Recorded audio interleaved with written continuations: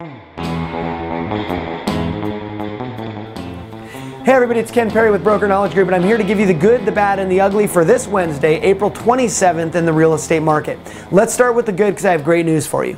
The National Association of Realtors released their survey of homes sold in March, and the great news is it's up 3.7% from homes that were sold in February. Now this is good, obviously a great direction. Anything going up or staying flat is good news for us in the industry nowadays. And the 3.7% is great news because that means people are starting to buy up the inventory, which will lead to higher home prices. The other good news is we are not that far off of last year's sales. Now, last year we sold more homes in March, and the reason for that is the federal government was giving everybody $8,000 if they wanted to buy a house. So obviously the sales last year would be better than the sales this year with no stimulus, but we're not off by that far. So that's great news. It means that people are coming out and buying houses. Couple interesting stats within those numbers: 40% of the homes purchased in March were distressed sales. It's a little painful, but it means that those things are getting bought. Typically by investors wanting to go in and cash flow those properties, or wanting to go in, buy them, hold them, and then turn them when the market starts recovering. So not horrible news, but just an interesting fact.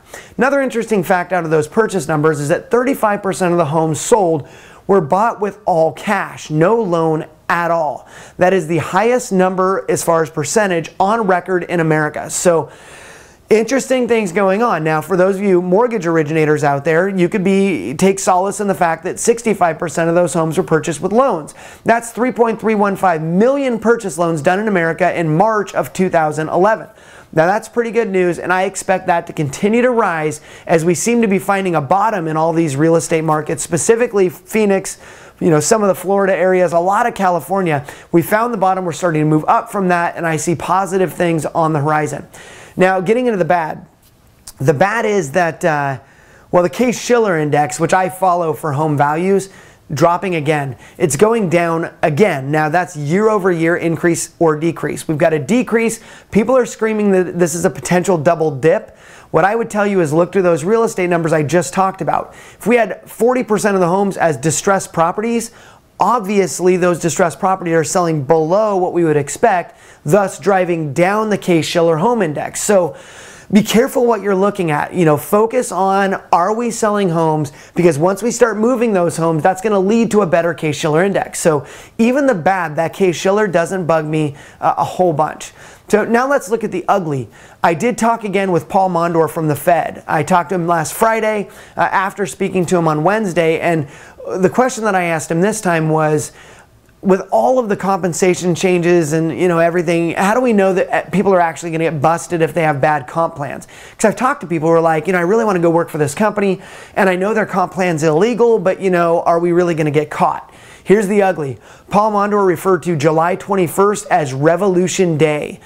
July 21st is the day that the Bureau takes over, and he said the Bureau will be examining every single mortgage broker in America. And when they do so, they're going to be looking at their comp plans. So the ugly is you could expect some type of examination from Elizabeth Warren or whoever the director becomes, and their teams of people coming in looking at your lending activities. So, if you have a comp plan that you're concerned about, you definitely want to look it over, have it run by an attorney, make sure that you're confident that you have one that's going to fit. Because if the Bureau looks at it, you could be in trouble up to 3 times all compensation paid plus attorney's fees on these loans.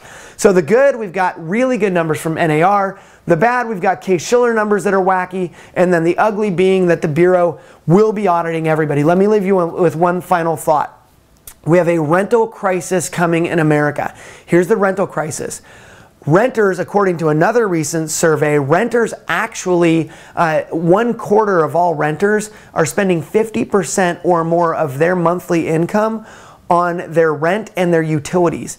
That's huge. The reason that they're spending that much money is because there's not enough rental properties out there for the renters to be able to go out there and get them. And without, of course, volume on the market, you're going to see increase in prices. So the price of rental properties has risen like crazy. That is why your investors, going back to the beginning, are buying up these properties, because you can rent them for a ton of money right now. So investors are pretty pleased with that information, but it's a really interesting fact. We now will have a rental crisis, which I predict will lead to a new purchase market of people coming in and buying up homes. Kind of interesting. It's flip-flop from the way it used to be. The way it used to be is people were renting and we can make it cheaper for them to buy. Now people are renting and it's become renting high again, which means that we'll get those people out of that rental market as soon as we get a little bit of loosened guidelines, or we start to get these people who are currently renting, we get them 2, 5, 7 years away from their last foreclosure. They become our new buyers, which will increase our buying market. So good news on the horizon. I feel good about the market right now. Hopefully you do too. Go out there and get business, and we'll talk to you next Wednesday. Thanks a lot.